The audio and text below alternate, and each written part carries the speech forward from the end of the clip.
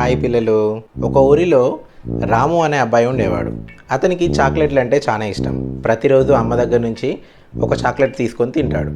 ఒకరోజు రాము తన చాక్లెట్లను టేబుల్పై పెట్టి ఆడుకోవడానికి బయటికి వెళ్ళాడు. తిరిగి వచ్చేసరికి చాక్లెట్ మాయం. రాము గట్టిగా కేకేశాడు. అమ్మ, నా చాక్లెట్ ఎవరు దొంగిలించారు అని అడిగాడు. అమ్మ నవ్వుతూ చెప్పింది, ఇది మనిషి చేసిన పని కాదు, కోతి చేసిన పని అయి ఉంటుంది అంది. రాము ఆలోచించాడు.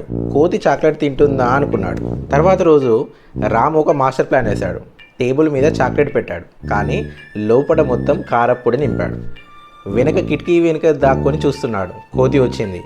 చాక్లెట్ అనుకుంటూ పట్టుకొని తింది. తిన్న వెంటనే అయ్యో కారం అని చెప్పి గట్టిగా అరిచింది. రాము నవ్వుతూ చెప్పాడు, ఇక మీదట నా చాక్లెట్ దొంగతనం చేయకు అని. ఆ రోజు నుంచి కోతి చాక్లెట్ జోలికి కూడా రాలేదు. రాము మాత్రం సంతోషంగా ప్రతిరోజు వాళ్ళ అమ్మ దగ్గర నుంచి ఒక చాక్లెట్ తీసుకుంటూ తింటున్నాడు. ఇందులో నీతి ఏమిటో చెప్పండి చూద్దాం. ఇతరుల వాటిని దొంగిలిస్తే చివరికి మనకు కష్టాలే వస్తాయి. మనకు కావాల్సింది మనం కష్టపడి సంపాదించుకొని తినాలి. అప్పుడే మనకు ఆనందం వస్తుంది.